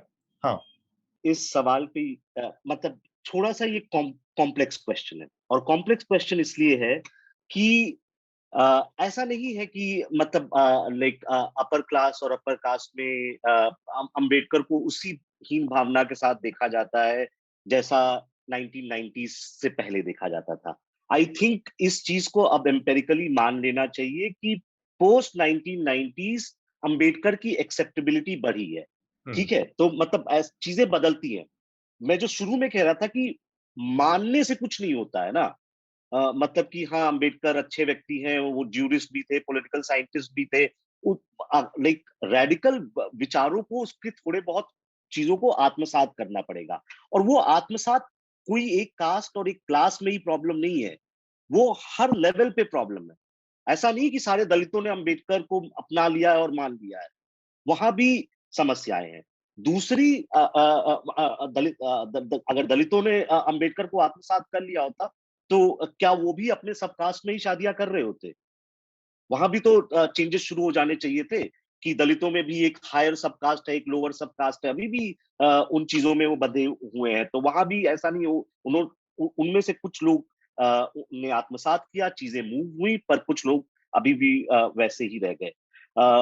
दूसरा आरएसएस के बारे में जो आपका सवाल है, मैं थोड़ा सा दिलीप जी से डिसएग्री करूंगा इस पे कि मतलब सेंट्रल थीसिस से मैं उनके सहमत हूं कि जो दलित प्रोजेक्ट है या अंबेडकराइट प्रोजेक्ट है और जो हिंदुत्व प्रोजेक्ट है, उसमें कॉन्ट्रडिक्शन, ठीक है, ये दोनों साथ नहीं चल सकते हैं क्योंकि इसमें एक सीरियस कॉन्ट्रडिक्शन है। बट आप आरएसएस को भी 1950s में जो आरएसएस था या 1970s में जो आरएसएस था, उससे अब आपको आकलन करने से कोई फायदा नहीं होगा। आप बिल्कुल गलत तरह से चीजों को देखते होंगे। अब जो नई स्कॉलरशिप आ रही है वो सजेस्ट कर रही है कि आरएसएस कंटिन्यूअसली अडॉप्ट कर रहा है, चेंज कर रहा है और नई चीजों को आत्मसात कर रहा है। इसका ये मतलब नहीं कि उसने अंबेडकर को आत्मसात कर दिया, बट अगर आप बीजेपी और आरएसएस का पेनिट्रेशन दलितों के बीच में बढ़ रहा है, उनकी एक्सेप्टेबिलिटी बढ़ रही है, वो कई चीजों में वो चेंज हो रहे हैं। अभी नई किताब आई है बद्री नारायण जी की, डेमोक्रेसी एंड हिंदुत्व। तो कुछ जो नए बदलाव हो रहे हैं, हमें उस प्रोजेक्ट को भी समझना होगा। कॉन्ट्रडिक्शन है, पर आप 1950s के फ्रेम से ना आरएसएस को देख सकते हैं और ना 1950s के फ्रेम से कि अंबेडकर और अपर कास्ट के बीच में जो लड़ाई थी उसको देख सकते हैं। एक हमारे अनोनिमस सॉरी जी दिलीप जी, एक मिनट में सिर्फ ऐड थोड़ा सा करना चाहूंगा कि ये सही है राहुल का ये हाइपोथेसिस कि अब बल्कि हाइपोथेसिस क्या, अब ये बल्कि ऑलमोस्ट ट्रुथ है, लोग मानने लगे हैं कि सिस्टम डिफाइनिंग पार्टी अब बीजेपी है और बीजेपी जो कर रही है उसको आप क्रिटिक करें, सहमत हो असहमत हो, वो हो सकता है। जो पोजीशन एक तरह से 70s तक कांग्रेस की थी, अब वो पोजीशन बीजेपी की है कि उसी के आसपास अब पॉलिटिक्स होगी, उसको हराना है, उसको जिताना है, उसका विरोध करना है, उसका समर्थन करना है, इसी तरह से हो रही है। तो जाहिर है बीजेपी अगर इस पोजीशन पे पहुंची है तो सिर्फ वो किसी एक सोशल ग्रुप को लेकर तो नहीं पहुंची है, जाहिर है कि उसको बाकी समाज से भी उसका समर्थन कहीं ना कहीं है। लेकिन लेकिन अगर इस क्वेश्चन को मैं फिलोसॉफिकली एड्रेस करूं कि क्या ये हिंदुत्व प्रोजेक्ट जो है वो अब इसको वो एसिमुलेट कर लेगा, अगर या दलितों का इस दिल्ली में ये मतलब भारत में जो प्रोजेक्ट है, या अम्बेडकराइट प्रोजेक्ट भी अगर उसको नाम दें हम, अगर एक लूज टर्म यूज करें तो ये मुझे लगता है कि कहीं ना कहीं इसमें कॉन्ट्रडिक्शंस हैं जो कि शार्पन हो सकते हैं अगर पॉलिटिकल क्लास इस चीज को ले। लेकिन अगर अगर हम इस जो पिछला जो डाटा आया सीएसडीएस या लोकनीति का, कि खासकर नॉर्थ इंडिया में जो अपर कास्ट है वो ओवरवेलमिंगली बीजेपी के साथ जा चुका है, कहीं कहीं 80% और 85% से ज्यादा जा चुका है। मेरा ये मानना है, जिसके लिए मेरे पास आज की तारीख में एम्पिरिकल डाटा नहीं, क्योंकि ये 2-3-4 चुनाव के बाद कलेक्ट हो पाएगा, कि ये अपर कास्ट बहुत लंबे समय के लिए बीजेपी के पास गया है। मेरा ये मानना है, हो सकता है कि मैं सही या गलत साबित हूँ। तो अगर ये बहुत लंबे समय के लिए वहां गया है और उसकी एक ओपिनियन मेकिंग में उनकी जो ताकत है, उस ताकत से और बाकी पॉलिटिक्स के जरिए अगर वो बाकी सोशल क्लास से अपने लिए समर्थन ले आते हैं और 40% का नया पैराडाइम बनाते हैं यूपी जैसी जगह में, कि 40 to 45%, कहीं कहीं किसी किसी सीट पर 50% तक वोट वो ला पा रहे हैं, तो इसको ब्रेक करने के लिए जिस काउंटर नैरेटिव की जरूरत है वो कहीं ना कहीं मिसिंग है। ये एसपी, बीएसपी, आरजेडी, ये सब किस तरह से वो 50% तक पहुंच चुकी बीजेपी को किस तरह से रोकेंगे, उसको सिस्टम डिफाइनिंग पार्टी के सामने अपना कोई नैरेटिव खड़ा करेंगे, यहाँ पर मुझे लगता है कि गैप। और ये इंडियन पॉलिटिक्स का इस समय प्राइमरी कॉन्ट्रडिक्शन है कि बीजेपी अगर सिस्टम डिफाइनिंग पार्टी है तो उसका काउंटर नैरेटिव क्या है और कहाँ है, खास करके तब जबकि अपर कास्ट का बड़ा हिस्सा 85 to 90% बीजेपी के पास चला गया है और लंबे समय के लिए चला गया। ठीक बात। मैं थोड़ा सा अतुल जी अगर मुझे समय दे तो हाँ, 1 मिनट ही लूंगी बोलने के लिए। वो ये कि देखिए, जहां तक अगर आप देखें तो समाज में जिस प्रकार से संघ जो व्याप है, क्योंकि वो समाज में कार्य करता है और सामाजिक समरसता एक इतना जो विषय है उसको आज से नहीं दशकों से वह अपना वो जीते हैं, क्योंकि जो वहां आपस में जब बातचीत होती है तो सिर्फ आप एक दूसरे को प्रथम नाम से जानते हैं, आप ये नहीं जानते हैं कि आपका सरनेम क्या है। तो जीना उसको, क्योंकि जैसे बात हो रही थी कि लोग इसको बार बार मतलब सिर्फ एक मूर्ति पूजा के रूप में कि जो है बाबा साहब की मूर्ति माला डाल दी है, कुछ कर दिए, तो उसको जीने का प्रयास करते हैं। मैं ये बात ना वो भी हालांकि एक उस तमाम पहलू हैं उसमें भी, सामाजिक समरसता के भी, कि आप किसको समाज मानते हैं और किसको समाज से बाहर मानते हैं।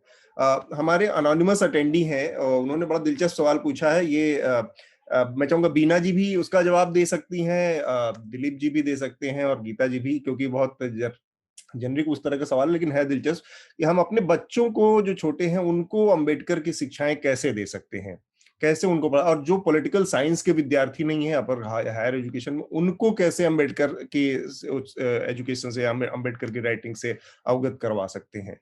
काफी अच्छा सवाल है। सॉरी दिलीप जी, आप कुछ बोल रहे हैं? प्लीज आप बोलिए, मैं ऐड कर लूंगा अगर मेरे पास कुछ एक्स्ट्रा हो। आई थिंक काफी अच्छा सवाल है, और आज की जो माहौल में ये बहुत ही जरूरी भी है कि अंबेडकर को जानना, क्योंकि मुझे याद है जब हम लोग भी स्कूल में थे तो बस एक ही चीज पता था कि अंबेडकर जी ने कॉन्स्टिट्यूशन लिखा है।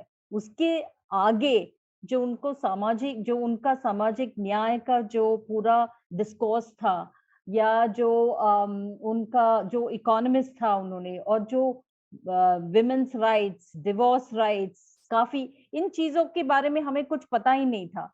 तो आई थिंक हर स्कूल में एक कंपलसरी सब्जेक्ट होना चाहिए अंबेडकर जी की विचारधारा पर, स्टार्टिंग फ्रॉम फर्स्ट स्टैंडर्ड या जो पहले शिक्षा से ही लेकर कॉलेज तक, ताकि by the time they reach college उनको पूरा विचारधारा का और वो पूरा सोशल जस्टिस फ्रेम का एक पहचान होना जरूरी है मेरे ख्याल से। I think it's really important.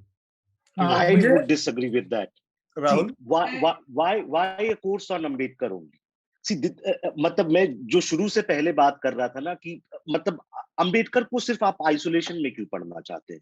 No, I हम think we ऐसे have to course, accept that he is a national leader. As there were you're ma'am many studying national Gandhi. Leaders. No, we are studying Gandhi. Why you're not opposing that? अरे Everybody knows what अरे Gandhi वही ji. Oppose, अरे I am not opposing No, no, no. Gandhi, I am not opposing Ambedkar, I At am the oppose. moment, we are talking about Ambedkar, and I ma'am think it class is 5th really में मैं कितने critical and national leaders का important. Course चलाऊं? No, बच्चा we हूं मैं. know. By the time I was in 5th standard, I knew who Gandhi ji was, what he did for the nation, that he was the father of nation. उनका पूरा संघर्ष और struggles के बारे में हमें पता था. But we don't study Ambedkar like we should. Like we are studying Gandhi ji, why don't we also study Ambedkar? Right. I don't disagree. I don't disagree that we should study Ambedkar as well. I think when you are like class 4th or 5th में trying to introduce Ambedkar as a subject alone, बच्चों को अगर शिक्षा देनी है, I think फिर हम उसी चीज में फंसने जा रहे हैं कि हाँ अम्बेडकर जी बहुत अच्छी बातें करते थे और पर हम उनको आत्मसात कर सकते हैं या नहीं कर सकते हैं. मेरे हिसाब से अम्बेडकर एक जरूरी विषय होना चाहिए और उसके साथ पूरा कॉन्टेक्स्ट होना चाहिए जिसमें मेकर्स ऑफ मॉडर्न इंडिया जैसा एक सिलेबस हो, जिसमें अम्बेडकर एक महत्वपूर्ण अंग हो, उनके साथ जोगिंद्रनाथ मंडल भी हो. वो क्यों नहीं होना चाहिए? या फिर और भी जो हमारे गांधी जी थे या नेहरू जी थे या जितने भी, हमें अपने मतलब हम क्या शिक्षा देने चाहते हैं, हमें पहले उस पर बहस करनी होगी. ये सिर्फ कि इस लीडर को पढ़ा देते हैं, ये विषय पढ़ा देते हैं, ऐसे पेडागोजी नहीं चल सकती है ना. दिलीप जी, इसमें एक चीज मैं ऐड करना चाहूंगा कि अभी जो एक जो बात कही जा रही है उसका एक इम्पोर्टेंस है कि 7वीं में पहुंचने तक, जिसको मिडिल स्कूल से हाई स्कूल में जाना होता है, वहां तक बच्चे को गांधी और नेहरू ढेर सारा पता होता है, अम्बेडकर बहुत कम पता होता है. ये एक प्रॉब्लम तो है. क्योंकि अब देखिए ये एक फैक्ट है जिसको राहुल भी जिक्र कर रहे हैं कि अब अम्बेडकर का एक मेन स्ट्रीमिंग एक लेवल पर हो चुकी है. पहले की तरह नहीं है कि अम्बेडकर को कोई जानता नहीं है, अम्बेडकर की बात नहीं हो रही है. ये उस हम चीज से निकल चुके हैं. तो टेक्स्ट बुक में अब चूंकि आपने ऐसा अचानक सा सवाल पूछा है, वरना मैं एक पूरा सिलेबस बनाने की कोशिश करता कि किस क्लास में क्या इंट्रोड्यूस किया जाए. मुझे लगता है क्लास 5th में एटलीस्ट हमें, अगर मुझे कोई कहे कि सिलेबस बनाना है तो मुझे सिलेबस बनाऊंगा अपने सोशल स्टडीज का. उसमें मैं बाबा साहब की जो अपनी ऑटोबायोग्राफी है उसका एक सेक्शन, वेटिंग फॉर वीजा, इसका कुछ सेक्शन निश्चित रूप से डालना चाहूंगा. मैं चाहूंगा कि 8वीं तक जाते जाते बच्चा बाबा साहब का कॉन्स्टिट्यूएंट असेंबली की डिबेट का लास्ट हिस्सा जरूर पढ़े. इसके बाद 10वीं तक जाते जाते बाबा साहब जब हिंदू कोड बिल और जेंडर के क्वेश्चन को जब वो डील कर रहे हैं इंडियन नेशन के कॉन्टेक्स्ट में, उस समय तक उसको हिंदू कोड बिल आनी चाहिए. और 12वीं तक तो एनालिसिस ऑफ कास्ट उसके सिलेबस में होना चाहिए. ये मिनिमम है. अगर आप और जैसे अब वो अगर इकोनॉमिक्स में पढ़ रहा है तो उसमें कुछ और चीजें आ सकती हैं, लेकिन सोशियोलॉजी और पॉलिटिकल साइंस के हिसाब से इतनी सी चीजें तो बहुत ही एसेंशियल है.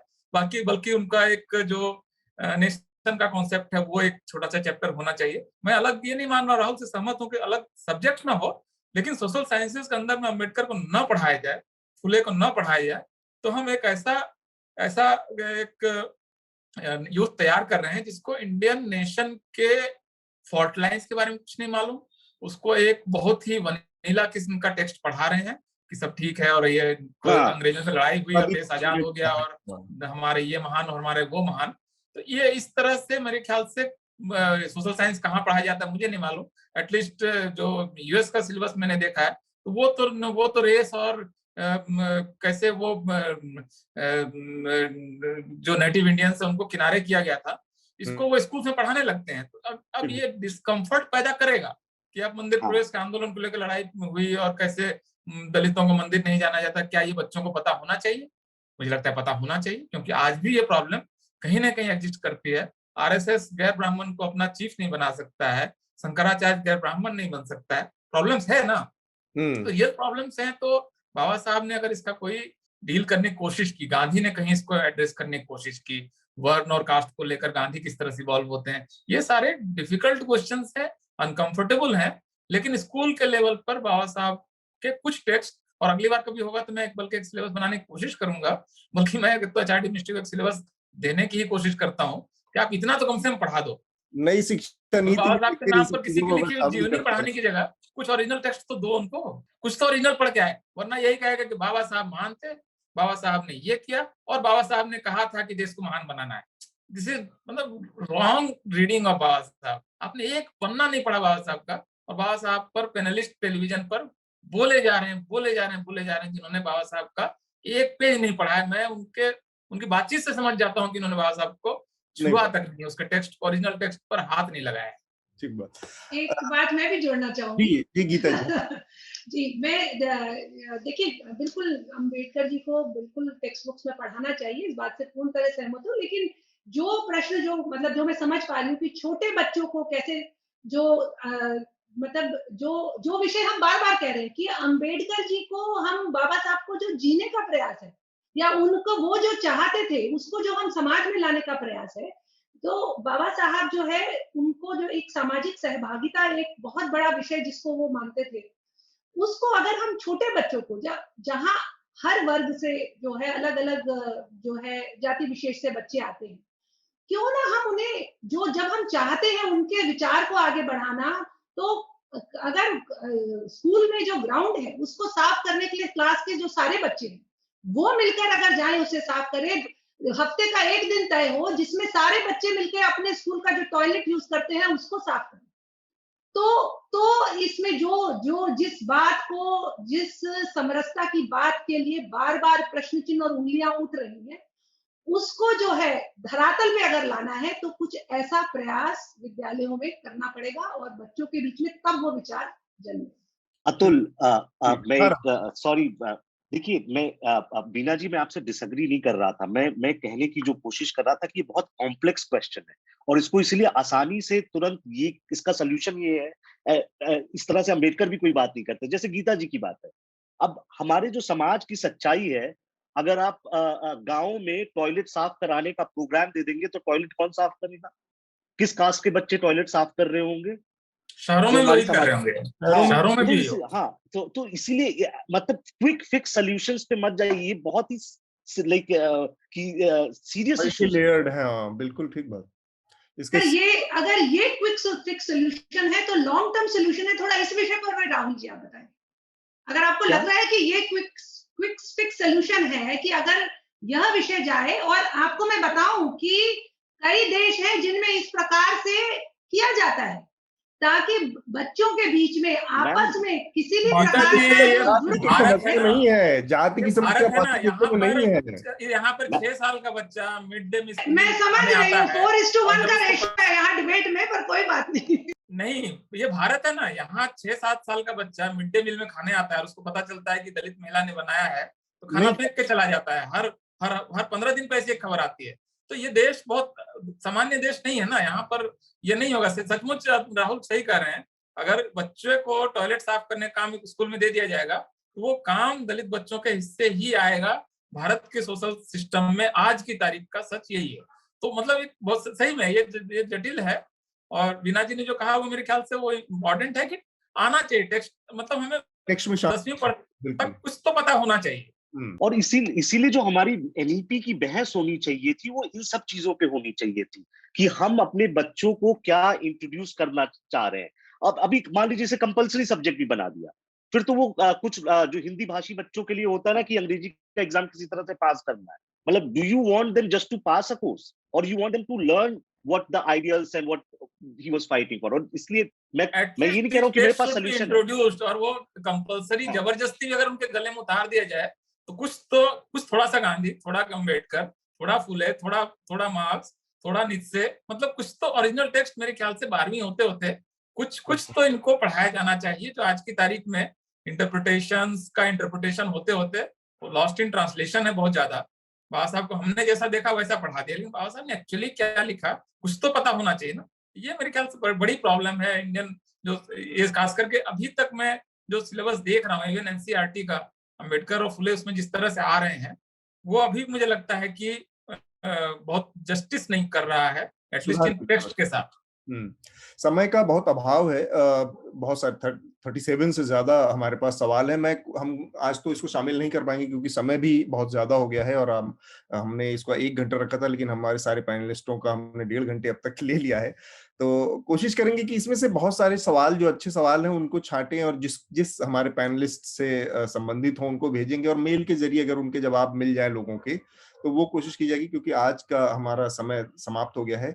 आप चारों लोगों का, गीता जी, दिलीप जी, बीना जी और राहुल, बहुत बहुत धन्यवाद इस चर्चा में शामिल होने के लिए, और हमारे सब्सक्राइबर्स जिन्होंने इस चर्चा को संभव बनाया, उनको भी बहुत बहुत धन्यवाद। बहुत बहुत धन्यवाद Atul ji. Thank you. Thank you.